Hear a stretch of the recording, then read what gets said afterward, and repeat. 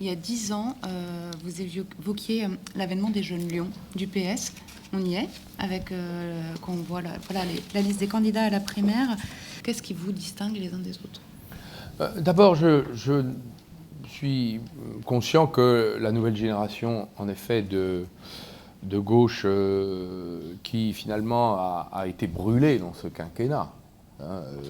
Tous les, finalement, à part l'ancien Premier ministre, les trois autres candidats que nous résumons ont été ministres dans un gouvernement avec des ruptures, des désaccords, finalement, d'une manière ou d'une autre. Donc, finalement, cette génération va pouvoir se porter vers le futur et, sans oublier les actes des uns et des autres, imaginer ce que doit être le pays dans les années à venir. Le pays, le continent, le monde.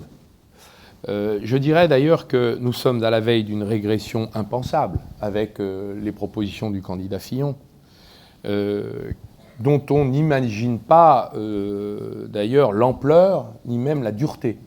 Et les Français doivent en prendre conscience.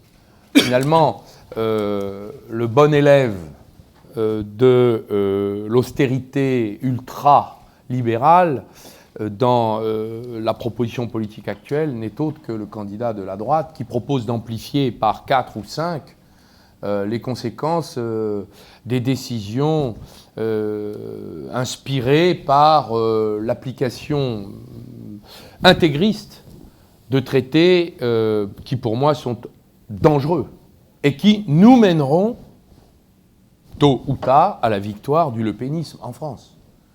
Supprimer 500 000 fonctionnaires, couper 100 milliards dans les dépenses budgétaires, organiser l'injustice fiscale en supprimant l'ISF, augmentant la TVA, par exemple, d'abord, ne donnera aucun résultat sur le plan économique et risque d'affaisser le pays, encore plus qu'il ne l'est aujourd'hui. Mais de surcroît, il mettra en grave difficulté ce qui fait la cohésion nationale. La sécurité sociale privatisée, c'est l'assurance... On va y venir à ces aspects-là, ce sera dans la partie économique. Excusez-moi, peut-être qu'on va y venir, mais moi, c'est ce qui m'intéresse. Et si vous voulez, dans cette régression, finalement, qui ressemble à l'aggravation, finalement, de la mise sous tutelle du pays par rapport aux exigences libérales formulées par Bruxelles et intériorisées par une partie de la classe dirigeante, notre génération a le devoir de rompre avec ça. J'ai dit que dans cette primaire, il ne fallait pas que le candidat qui affronterait François Fillon soit un candidat social-libéral. Parce que face à un candidat ultra-libéral, nous ne serions que dans les changements de virgule ou peut-être de quantité et de milliards. Benoît Hamon dit un peu la même chose que vous en disant voilà, il ne faut pas un candidat social-libéral face à cette droite-là.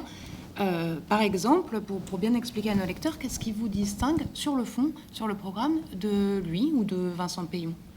Alors, je ne connais pas le programme de Vincent Peillon, je ne connais pas non plus le programme de Manuel Valls.